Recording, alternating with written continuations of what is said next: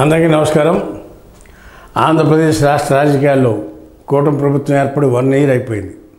అయితే ఇప్పుడు ప్రతిపక్ష నాయకుడిగా ఉన్న వైఎస్ఆర్సీపీ నేత వైఎస్ జగన్మోహన్ రెడ్డి గారు ఇటీవల కాలంలో అనేక పర్యటనలు చేస్తూ ఉన్నారు. ఆ పర్యటనలు మరీ ముఖ్యంగా గుంటూరులో మిర్చి యార్డు సందర్శనకి వెళ్ళారు. మిర్చి రైతుల రేట్ల సమస్యల మీద మాట్లాడుతూ గుంటూరు మిర్చి యార్డుకి వెళ్తే ఆ సందర్భంగా అక్కడ మిర్చి యార్డులో మిర్చి రైతులు రేట్లు బాగా పడిపోయాయి. రేటు బాగా డౌన్ అయింది. దానివల్ల మిర్చి యార్డు రైతులు పరామర్శిస్తే అప్పుడు ప్రభుత్వం కళ్ళు తెరిచి మిర్చి మేము మార్కెట్ ద్వారా కొంటామని ఇవాళ ముందుకు వచ్చింది. ముందెళ్ళింది ఎవరు? జగన్మోహన్ రెడ్డి గారు. ప్రజా సమస్యను ఐడెంటిఫై చేసింది ఎవరు? జగన్మోహన్ రెడ్డి గారు. ఆ తర్వాత పొదిలి ఏంటి? పొగాకు విషయంలో కూడా జగన్మోహన్ రెడ్డి గారు ముందు ఐడెంటిఫై చేసి పొదిలి వెళ్ళి పొగాకు కొనుగోలుదారుల కష్టాలు సుఖాలు వాళ్ళ బాధలు రైతులు పరామర్శించడం ఈ కార్యక్రమం చేశారు. ఆ సందర్భంగా కూడా అడ్వాన్స్గా స్టెప్ తీసుకుంది జగన్మోహన్ రెడ్డి గారు. పొదిలి కూడా ఆ తర్వాత గవర్నమెంట్ కళ్ళు తెలిసి బార్లీ పొగాకు మేము కొంటాము స్పెషల్ రేట్ పెట్టని ఇవాళ మార్కెట్ ద్వారా కొనిపిస్తున్నారు. ఎవరు? ప్రభుత్వం. 2 అంశాలు. ఇకపోతే తెనాలిలో కూడా ఇటీవల కొంతమంది వ్యక్తులు వాళ్ళు దోషులవని నిర్దోషులవని చట్టం ముందు తప్పు చేస్తే తప్పు శిక్షించాలి.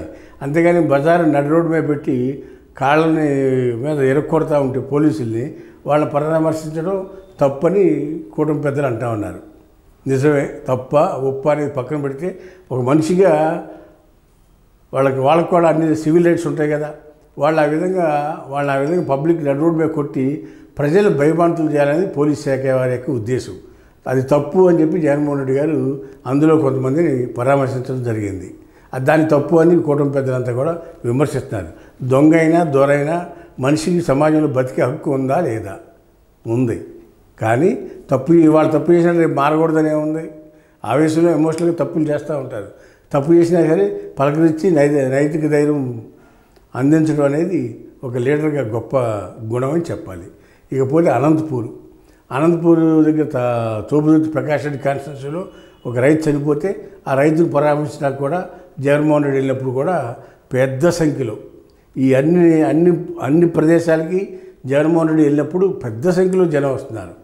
ఎందుకు వస్తున్నారు? ఓటమి పాలైపోయాడు, చిత్తుగా ఓడిపోయాడు, 11 సీట్లే వచ్చినాయి, జగన్ని భూస్థాపితం చేశాను, జగన్ లెగకుండా భూతాన్ని తొక్కిపెట్టేశానని చంద్రబాబు నాయుడు డప్పాలు కొడుతున్నారు.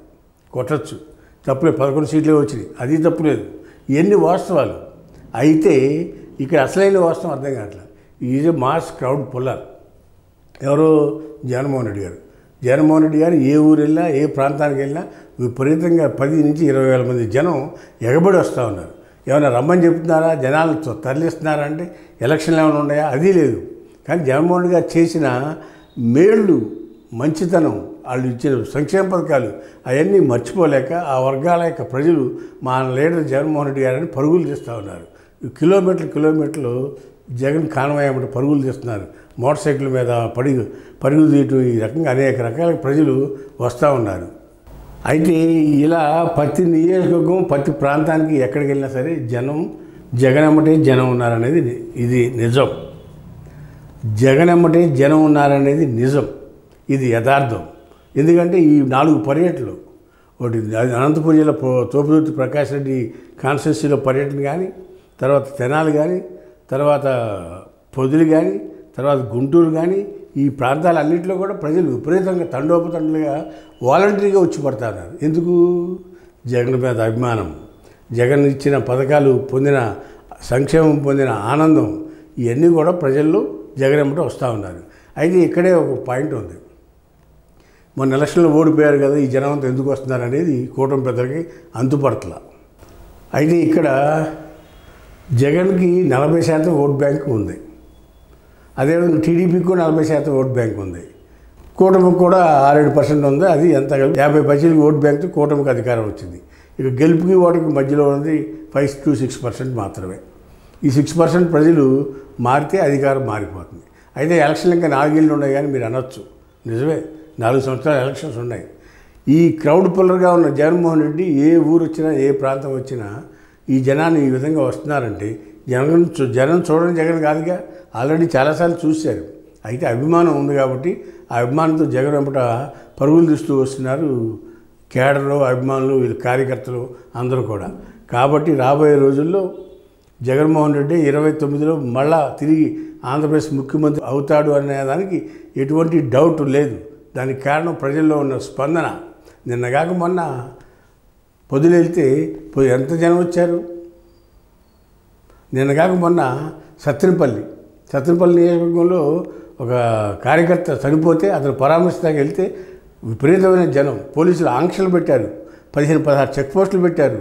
అయినా కూడా అన్నీ దాటుకుని జనం జగన్ దగ్గరికి చేరాలి, జగన్తో షేక్ హ్యాండ్ ఇవ్వాలి, జగన్తో ఫోటో దిగాలి అనే విధంగా పరుగులు తీస్తూ జగన్ టచ్ చేయాలనే ఉద్దేశంతో వాళ్ళందరూ వస్తూ ఉన్నారంటే ఇన్ని సంఘటనలు మన కళ్ళ ముందు కనపడతాయి.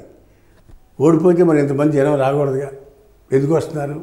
జగన్ పట్ల క్రేజ్ కానీ మోజు కానీ ఏం తగ్గలేదనేది ఈ సందర్భంగా తెలుస్తున్నారు. రాబోయే రోజుల్లో కాబోయే రాష్ట్ర ముఖ్యమంత్రి ఎవరా అంటే వైఎస్ జగన్మోహన్ రెడ్డి గారు అని చెప్పి 2029లో జగన్మోహన్ రెడ్డి గారు కంపల్సరీ ఆంధ్రప్రదేశ్ ముఖ్యమంత్రి అవుతాడు.